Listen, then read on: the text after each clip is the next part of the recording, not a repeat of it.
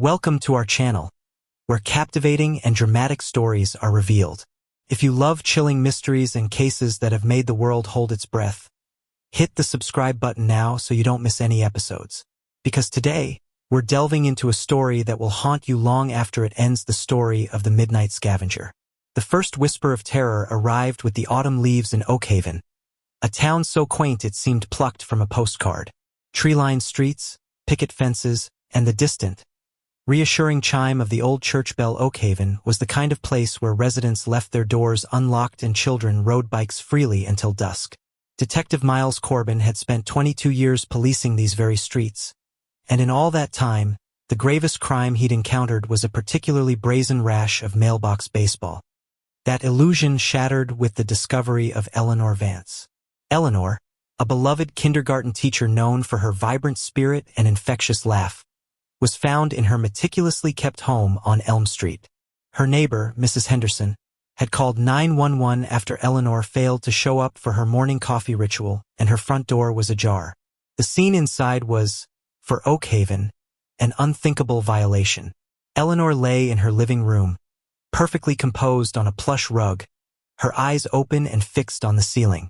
There was no struggle, no forced entry, no obvious signs of violence. Yet, the air in the room was thick with a palpable dread that Miles felt deep in his bones. As the first responders secured the scene, Miles surveyed the room with a practiced eye, his gaze lingering on the details. The untouched teacup on the coffee table, a half-finished crossword puzzle, the faint scent of lavender all spoke of a life abruptly interrupted, not violently ended. But then he saw it, resting delicately on Eleanor's chest, a single exquisite specimen. It was a large, iridescent beetle, unlike anything Miles had ever seen. Its carapace shimmered with a dark, almost violet hue, and its antennae were long and slender, perfectly preserved. It looked less like an insect and more like a macabre jewel, deliberately placed. "What the hell is that?" Officer Jenkins, a rookie still green around the edges, gasped, his face pale. Miles knelt, careful not to disturb anything. "Don't touch it." A signature, perhaps. Dr. Eris Thorne, the medical examiner, arrived soon after, his usual jaded demeanor replaced by a look of bewildered concern. No obvious trauma, Miles. No signs of struggle, sexual assault. Nothing. It's almost as if she just lay down and died. But her vitals suggest a healthy woman. His eyes fell on the beetle.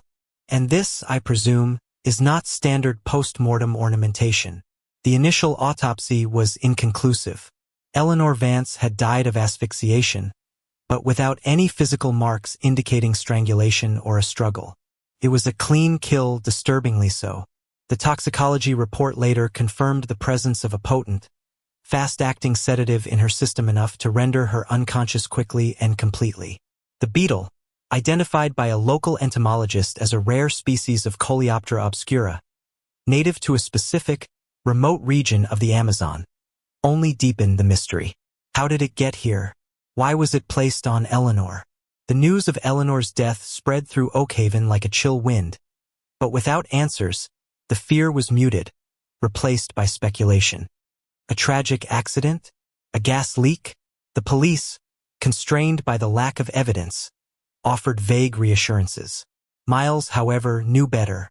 The meticulous placement of the beetle, the absence of struggle, this was not an accident. This was deliberate. This was cunning. 2 weeks later, the whispers turned into screams. Mark Jensen, a retired history professor, was found in his study, surrounded by his antique books. The scene mirrored Eleanor Vance's almost exactly.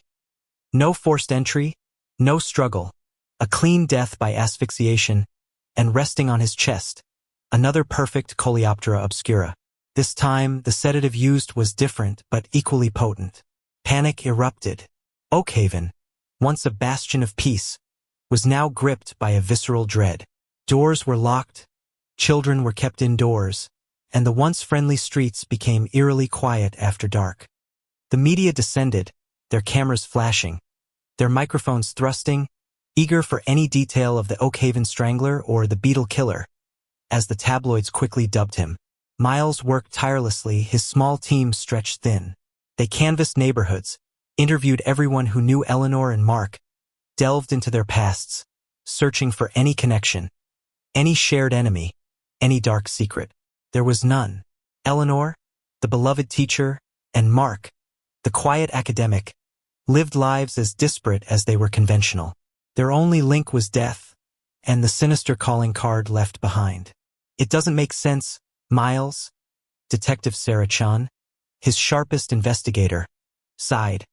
Running a hand through her short, dark hair, she pointed at the sprawling corkboard covered in photos and timelines. No forced entry implies they knew him, or he sweet-talked his way in.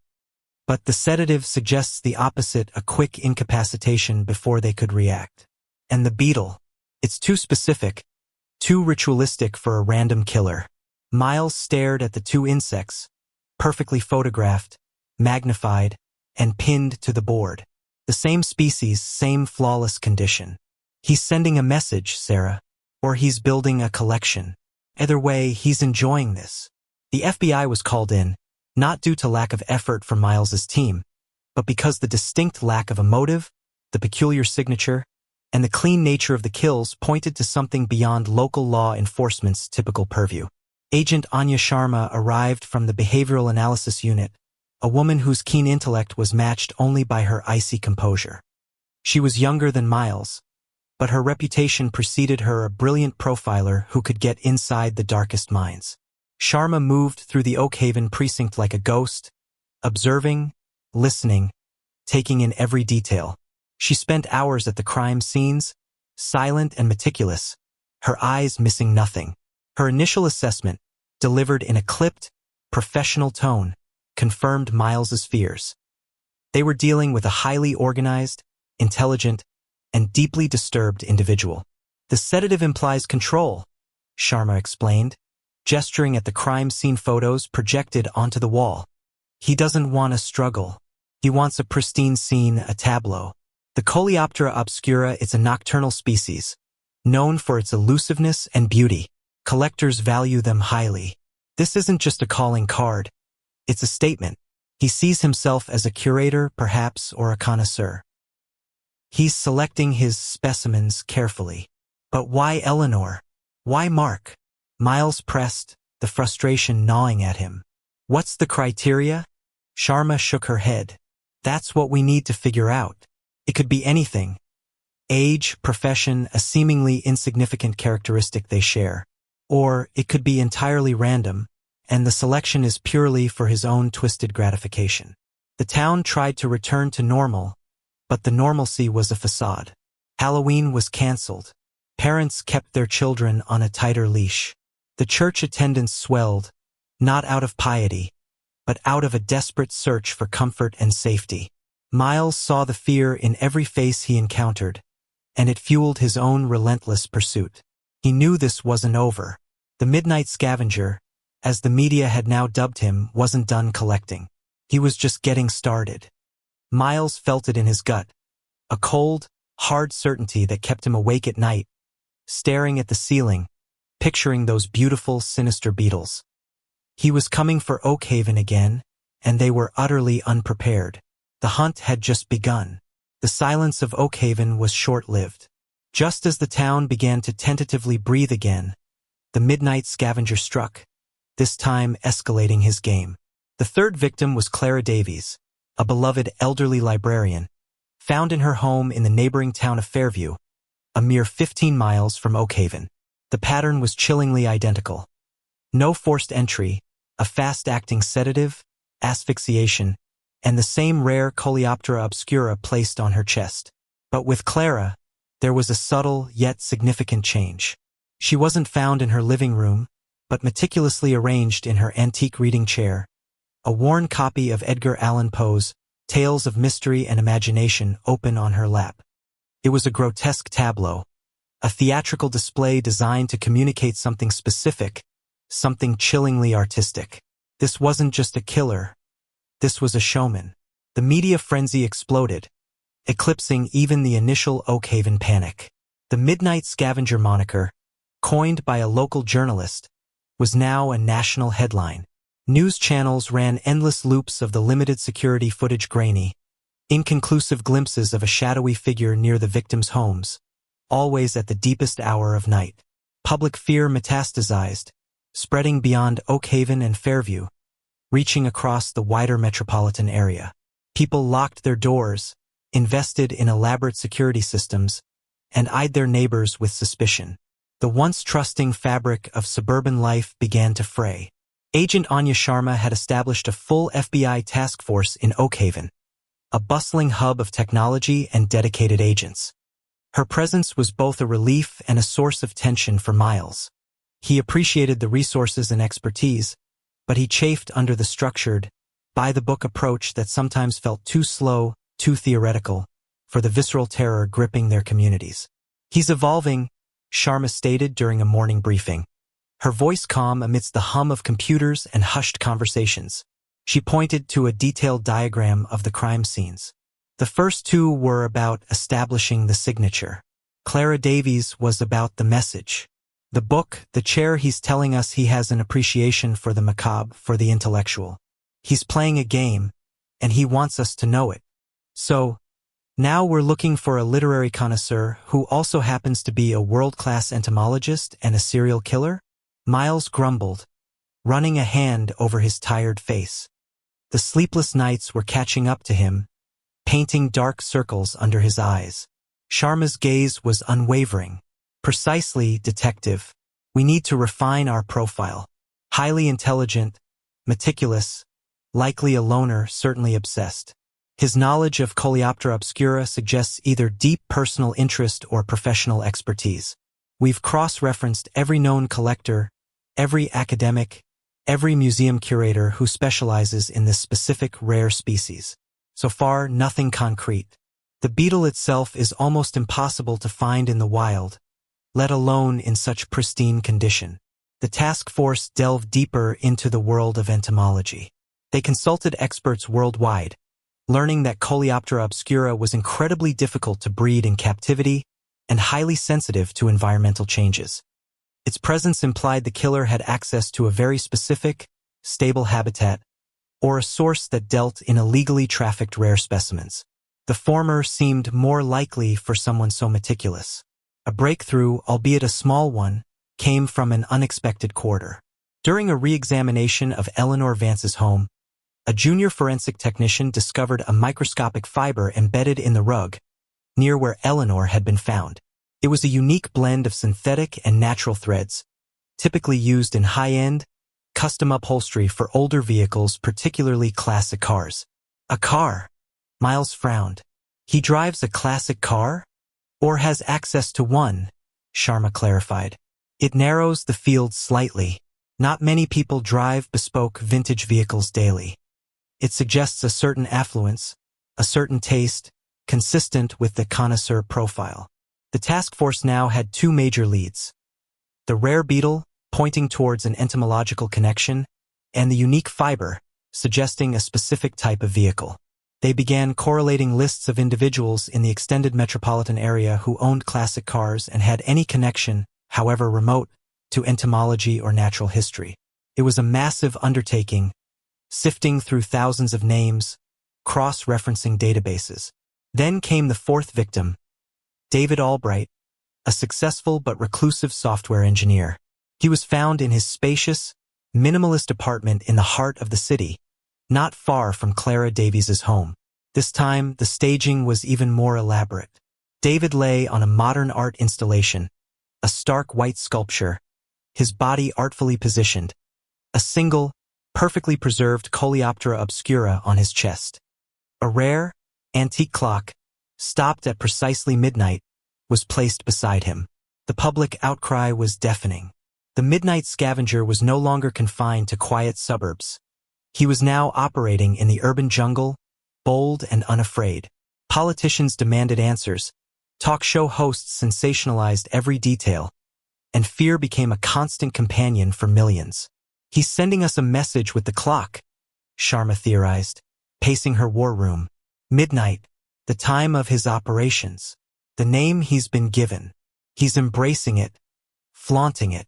Miles felt a knot tighten in his stomach. This wasn't just a hunt anymore.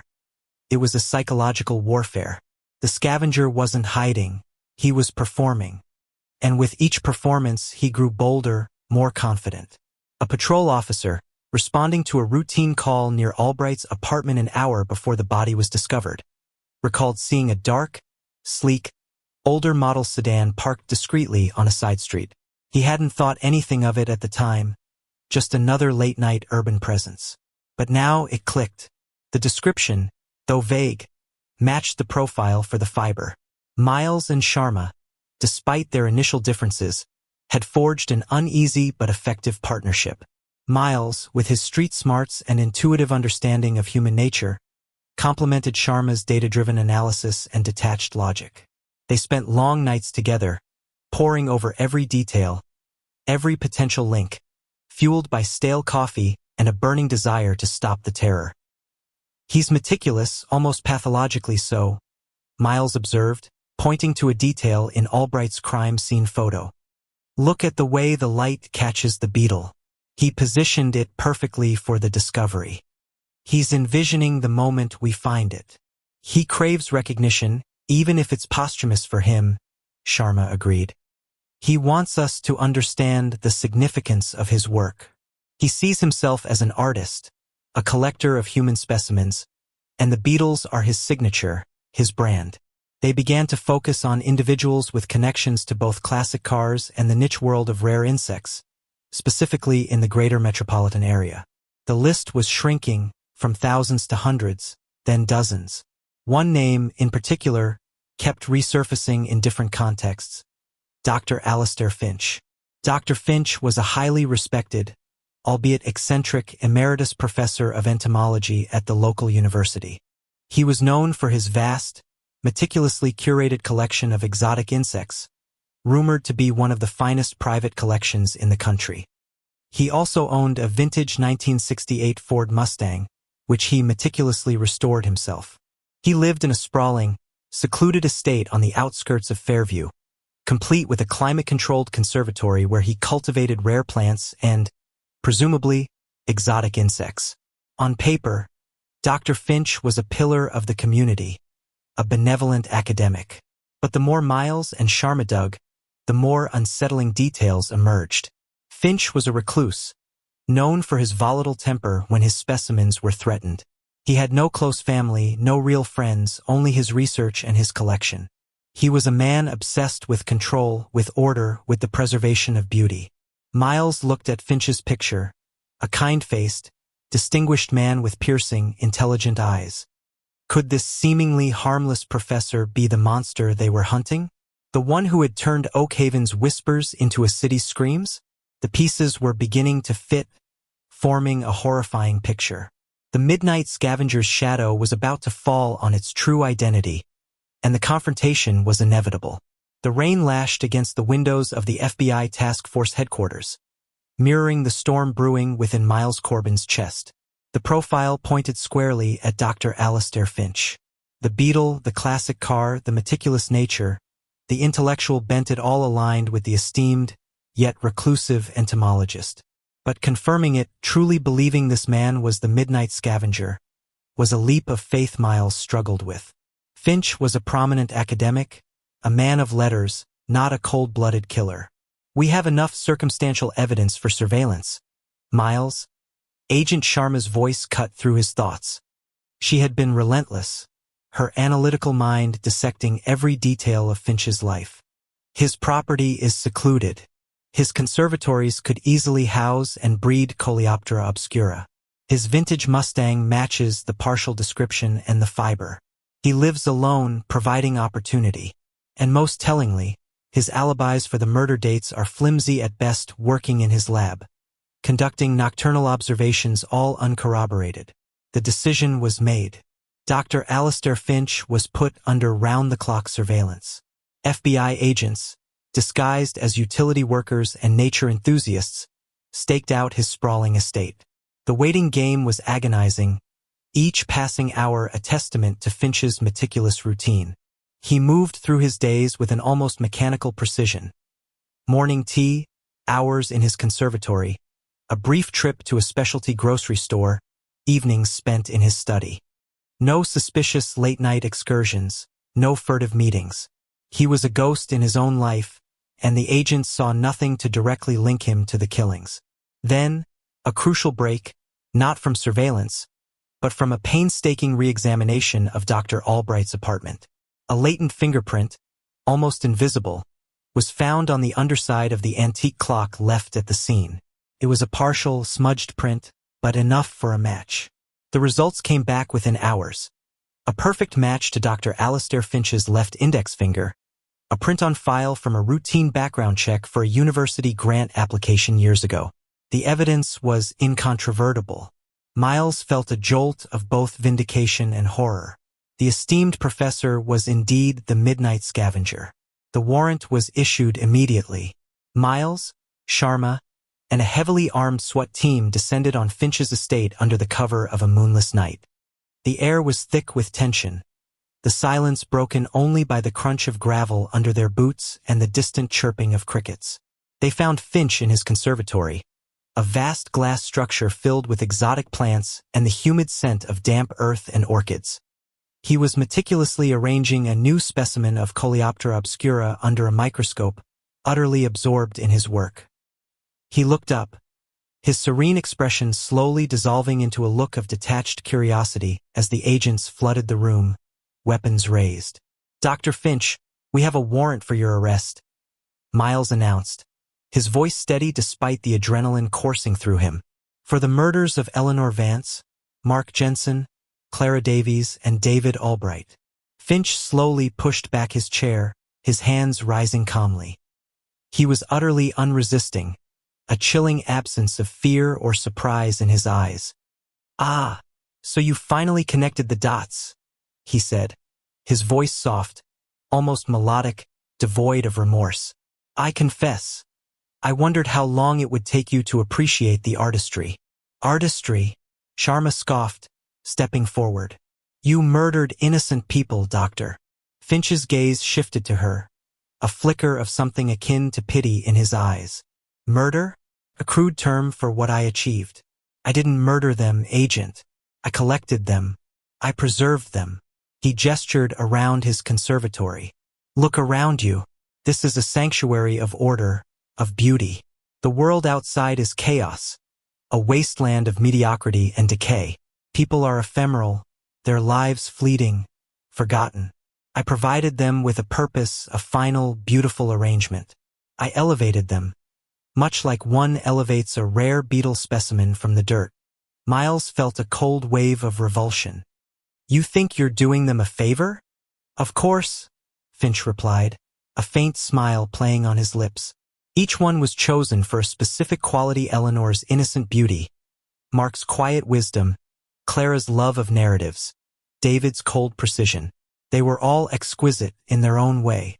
And the Coleoptera obscura, my signature, my mark of authenticity. It signifies rarity, nocturnal beauty, the hidden elegance in the darkness. He picked up a perfectly preserved beetle from his workbench, its iridescent shell gleaming under the halogen light.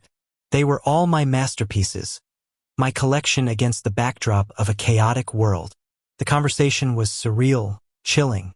Finch spoke of his victims with the detached reverence of a scientist discussing his specimens, utterly convinced of the righteousness of his actions. He believed he was bestowing a form of immortality, a twisted legacy. As the SWAT team led Finch away, he paused at the doorway of his conservatory, turning back to the collection of exotic insects pinned in display cases, then to Miles and Sharma. "You may have caught the collector," he said, his voice echoing in the humid air. "But you haven't understood the collection."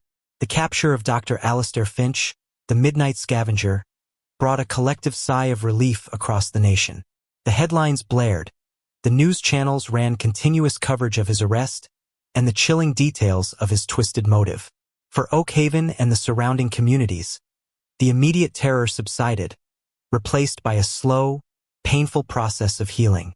Miles Corbin, standing amidst the dismantled task force headquarters, felt a profound weariness settle over him. The case was closed, the monster apprehended. But the images of the victims, the haunting elegance of the beetles, and Finch's chilling rationale would forever be etched in his memory. He looked at Agent Sharma, who packed her bags with her usual efficiency. He truly believed he was creating something beautiful, Miles said, breaking the silence. Sharma nodded, her expression somber. The most dangerous monsters are often the ones who believe they're acting in the name of a higher purpose, Miles. His world was one of perfect order, and he saw himself as the one to impose it, even on human lives. As she left, Miles walked back to his old desk, the same desk he'd had for 22 years in Oakhaven. The town might physically recover, but the innocence, once so abundant, was gone. It had been scavenged, meticulously and deliberately, by a man who saw humans not as individuals, but as specimens in his own macabre collection. The whispers of Oakhaven had been silenced, but the lingering shadow of the midnight scavenger would forever serve as a stark reminder of the darkness that can lurk beneath the most idyllic surfaces. The hunt was over, but the scars remained, and Miles knew, with a certainty that chilled him to the bone, that the world was full of such hidden collectors, waiting for their moment to emerge from the shadows. Thank you for following the chilling story of the Midnight Scavenger. I hope it brought you moments of breathtaking suspense. If you want to discover more mysterious and strange stories like this, don't forget to hit subscribe and turn on the notification bell so you don't miss any videos from our channel.